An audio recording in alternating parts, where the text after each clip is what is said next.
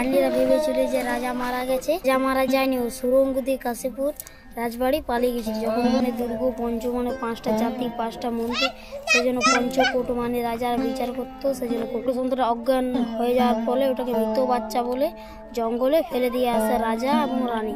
তো মনে রাখিস কি করে? খুঁজে পাওয়া যায়নি। 8টে মন্দির পেয়েছে, 100টা মন্দির পায়নি।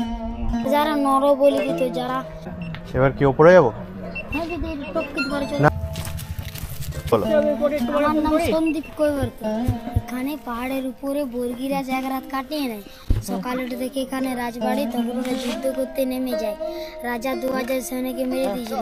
রানীরা ভেবেছিল যে রাজা মারা গেছে, সেজন্য রানীর একটা করে করঙ্গুল কেটে সোনাদানা গুটিয়ে কুঁতে ঝাঁপিয়ে পড়ে। রাজা মারা যায়নি, ও সুরঙ্গ দিয়ে কাশীপুর রাজবাড়ি পালিয়ে গেছিল। যখন উনি পালিয়েছিলেন তখন ওটাকে নবগোপাল মন্দির বলে প্রতিষ্ঠা করেছে। এখানকার গড় পঞ্চকোট নাম দেয় দামোদর শেখর সিন্ধু। গড় মানে দুর্গ, পঞ্চ মানে 5টা জাতি 5টা মন্দির, সেজন্য পঞ্চকোট মানে রাজারা বিচার করতো। সেজন্য 5টা মন্দিরের নাম হচ্ছে লক্ষ্মী মন্দির, কঙ্কালী মাতা মন্দির, মনসা মন্দির, রাম মন্দির, দুর্গ মন্দির।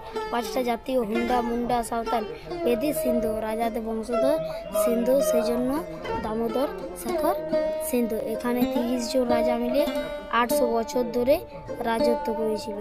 রাজা এবং রানী ওরা দ্বিতীয় যাত্রায় বেরিয়ে পড়ে।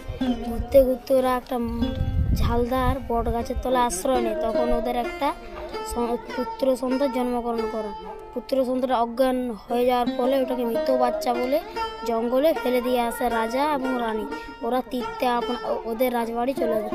যখন মানে ওখানে জঙ্গলে সর্দাররা থাকতো, ওরা যথা মানুষ করার চেষ্টা করে। রাজা যখন পণ্ডিতের সামনে হাত দেখান, তখন তিনি জানতে পারেন যে ওনার ছেলে এখনও বেঁচে আছে।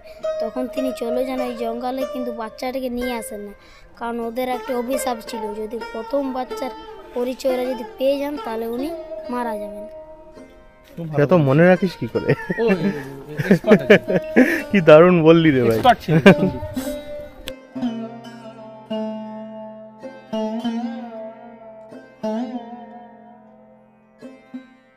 এটা লক্ষ্মী মন্দির, চারিপাশে চিটানো আছে বলেই জোড়া বাংলো মন্দির বলা হয়।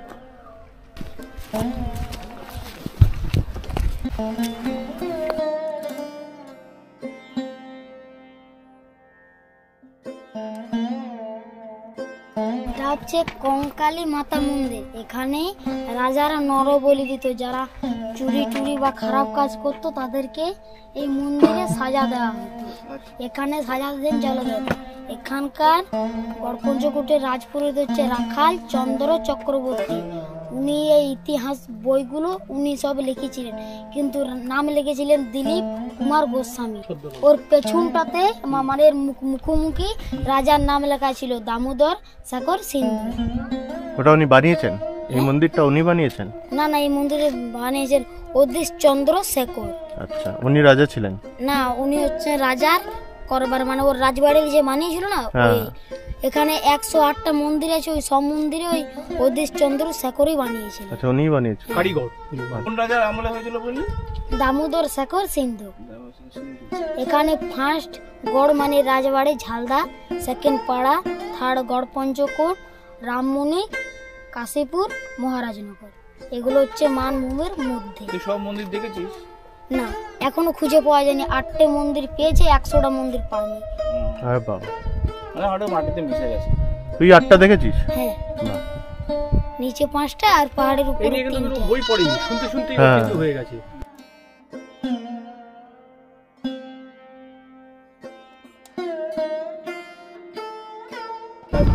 5টে চূড়ো আছে বলে পঞ্চরত্ন মন্দির বলা হয়।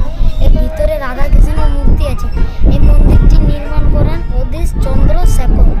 এখানে রাজারা রাস মঞ্চ করতো বলেই এই বাইরের রাস মন্দির করে লেখানো আছে।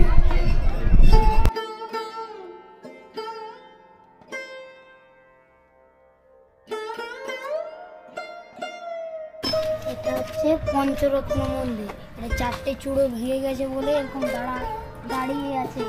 এটা ওয়াচ টাওয়ার অ্যাকচুয়ালি বলা হচ্ছে। এবার কি উপরে যাবো? হ্যাঁ যদি টপকিত করে চলো। না না না, এখানে না, ওইদিকে উপরে যাবো। চলো চলো।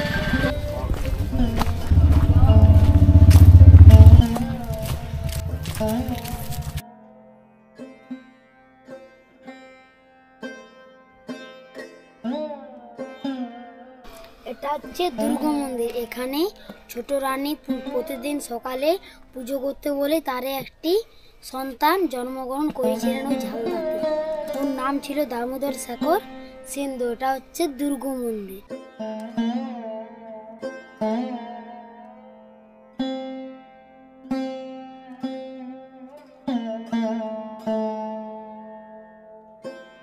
চারিদিকে দেওয়ালও আছে বলেই জোড়া বাংলা মন্দির বলা হয়।